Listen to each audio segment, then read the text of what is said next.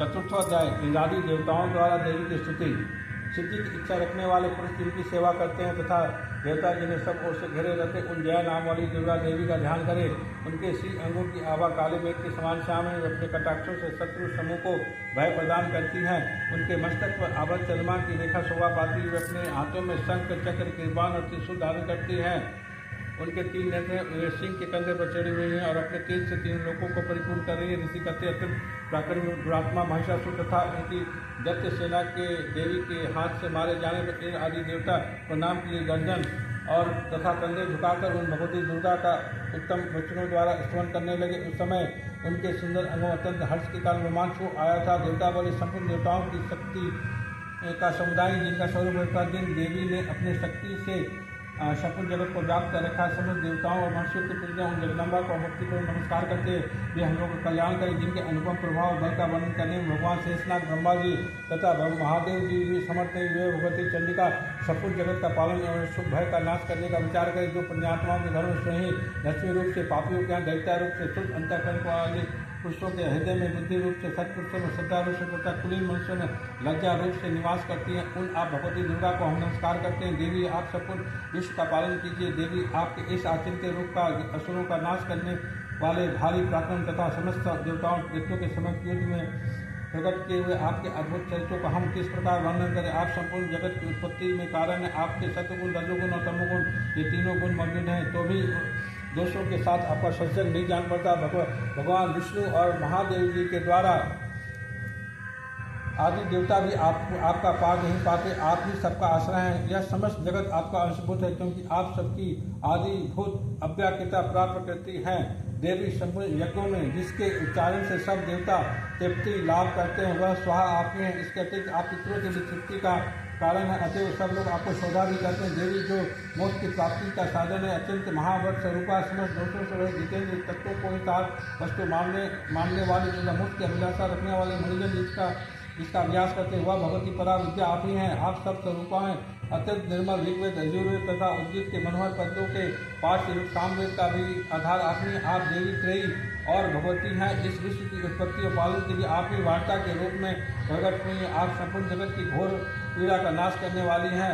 देवी जिससे समस्त शास्त्रों का सार का ज्ञान होता है वह मेघा शक्ति आप ही। दुर्गम भव सागर से पार उतारने वाली नौका रूप दुर्गा देवी आप ही हैं। आपकी कहीं भी आसक्ति नहीं है। कैटव के शत्रु भगवान विष्णु के वक्षस्थल में एकमात्र निवास करने वाले भगवती लक्ष्मी तथा भगवान चंद्रशेखर द्वारा सम्मानित गौरी देवी आप ही। आपका मुख मन मुस्कान से सुशोभित निर्मल पूर्ण चंद्रमा के बिंब का अनुकरण करने वाला और उत्तम स्वर्ण की मनोहर कांति से कमी है तो भी उससे देखकर महिषासुर को क्रोध हुआ और सहसा उसने उस पर प्रहार कर दिया। यह बड़े आश्चर्य की बात है। देवी वही मुख जब क्रोध से युक्त होने पर उदय काल के चंद्रमा की भांति लाल और टंगे हुए भावों के कारण विकराल हो उठा।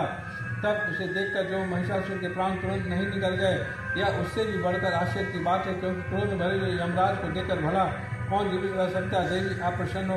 परमात्मा स्वरूप आपके प्रसन्न होने पर जगत का अवैध होता है। क्रोध में भर जाने पर आप तत्काल ही कितने कुलों को सर्वनाश कर डालती हैं। यह बातें अभी अनुभव में आई हैं क्योंकि महिषासुर के विशाल सेना क्षण भर में आपके कोप से नष्ट हो गई है। सदा अभ्युदय प्रदान करने वाली आप जिन पर प्रसन्न रहती हैं वही देश में सम्मानित हैं। उन्हीं को धन और यश की प्राप्ति होती है। उन्हीं का धन कभी शिथिल नहीं होता तथा वे अपने हृष्ट पुष्ट स्त्री पुत्र और भृत्यों के साथ धन्य माने जाते हैं। देवी आपकी ही कृपा से पुण्यात्मा पुरुष प्रतिदिन अत्यंत श्रद्धापूर्वक सदा सब प्रकार के धर्मानुकूल कर्म करता है और उसके प्रभाव से स्वर्ग लोक में जाता है। इसलिए आप तीनों लोकों में निश्चय ही मनोवांछित फल देने वाली हैं। माँ दुर्गे आप स्मरण करने पर सब प्राणियों का भय हर लेती हैं और स्वस्थ पुरुषों द्वारा चिंतन करने पर उन्हें परम कल्याण में बुद्धि प्रदान करती है। दुख दैत्यता और भय हरने वाली देवी आपके सिवा दूसरी कौन है जिसका चित्त सबका उपकार करने के लिए सदा ही दयालु रहता हो। देवी इन राक्षसों के मारने से संसार का सुख मिले तथा ये राक्षस चिर काल तक नरक में रहने के लिए भले ही पाप करते रहे हों इस समय संग्राम में मृत्यु को प्राप्त होकर स्वर्ग लोक में जाए। निश्चय ही यही सोचकर आप शत्रुओं का वध करती हैं। आप शत्रुओं पर शस्त्रों प्रहार क्यों करती है? समस्त असुरों को दृष्टि पात्मा से भस्म क्यों नहीं करती? इसमें एक रहस्य है। ये शत्रु भी हमारे शस्त्रों से पवित्र होकर उत्तम लोकों में जाए। इस प्रकार उनके प्रति भी आपका विचार अत्यंत उत्तम रहता है। खड़ग के तेज पुंज की भयंकर दीप्ति से तथा आपके त्रिशूल के अग्रभाग की घनीभूत प्रभा से चौंधियाकर जो असुरों की आंखें फूट नहीं गई। उसमें कारण यही था कि मनोहर रश्मियों से युक्त चंद्रमा के समान आनंद प्रदान करने वाले आपके इस सुंदर मुख का दर्शन करते थे। देवी, आपका सिर दुराचारियों के बुरे बर्ताव को दूर करने वाला साथी, यह रूप ऐसा है जो कभी चिंतन में भी नहीं आ सकता, जिसकी कभी दूसरों से तुलना नहीं हो सकती, तथा आपका बल और पराक्रम तो उन दैत्यों का भी नाश करने वाला है जो कभी देवताओं के पराक्रम को भी नष्ट कर चुके थे। इस प्रकार आपने शत्रुओं पर भी अपनी दया ही प्रकट की। वरदानी देवी,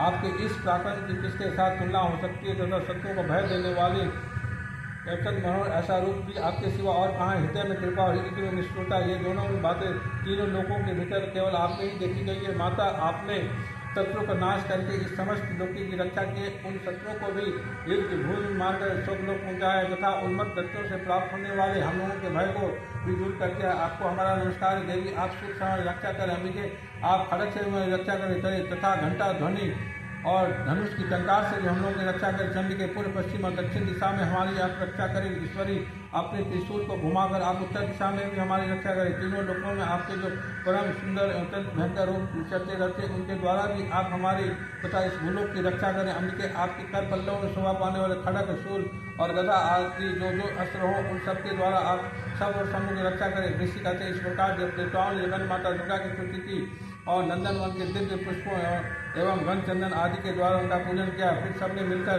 जब भक्तिपूर्वक दिव्य धूपों के सुगंध निवेदन की, तब देवी ने प्रसन्न वदन होकर प्रणाम करते हुए सब देवताओं से कहा।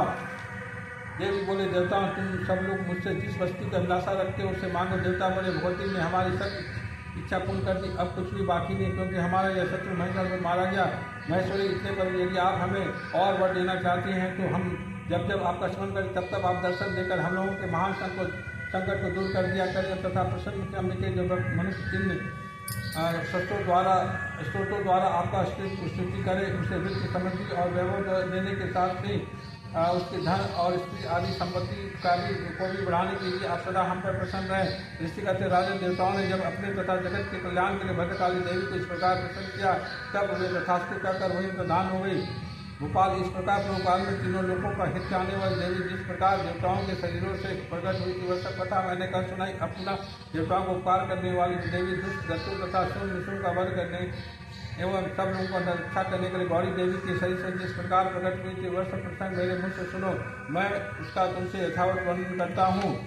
इस प्रकार से माखंड पुराण सावनिक मनुष्य के अंतर्गत देवी मात में चक्रादि स्तुति नामक चौथा ओम तत्सत।